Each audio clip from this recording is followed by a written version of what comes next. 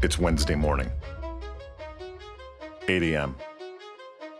You're in a sea of men wearing white shirts, black ties, black slacks, and dress shoes. These are Tokyo's salarymen. White-collar, middle-class employees who are the backbone of the city's workforce. Being a salaryman means success in the eyes of your parents. It means you've got job security and respect. And all it costs is your undying, enduring loyalty, from graduation to retirement. You come in early, you work hard, and you leave late. And you always say yes to your superiors. But it also might cost you your soul. It's Wednesday night, almost midnight. You're in Roppongi, or Shinjuku, or Shimbashi. In every direction, there are restaurants, bars, and karaoke clubs. Establishments like these often provide sexual services, unofficially, of course.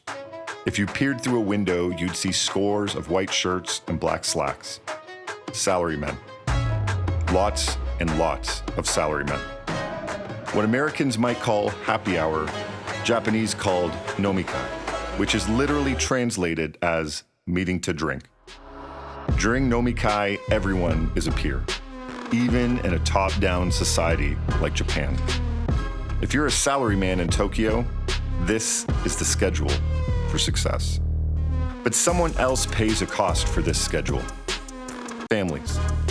Japanese culture has long celebrated marriage for its utility more than its romance. It's not uncommon for two people to get married and then enjoy entirely separate lives. As long as the bills get paid, order remains intact, and all is well. Children grow up secure and provided for, yet they're surrounded by flawed pictures of marriage, family, and work. It's highly likely that they will only see one of their parents at a time. Neglect is normal. Even still, these children face incredible pressure. They must succeed in school or face deep shame. It's both tragic and unsurprising that Japan has one of the world's highest suicide rates among young people.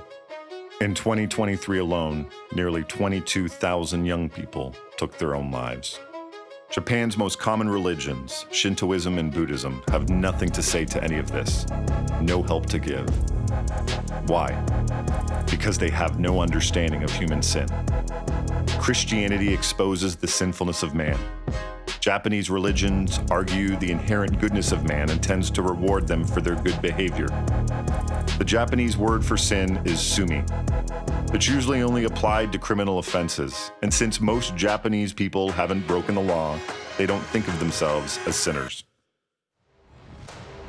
And why would they? Most Japanese are atheists. There's no God to tell them what's sinful and what's righteous, so they listen to their family and friends instead.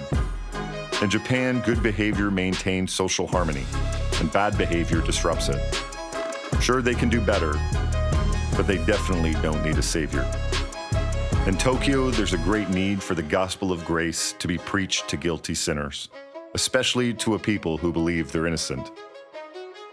Paul in Athens said that God has fixed a day on which he will judge the world in righteousness, and of this he has given assurance to all by raising Jesus from the dead. You can't talk about Jesus without first talking about sin. How will the people of Tokyo fare on that day?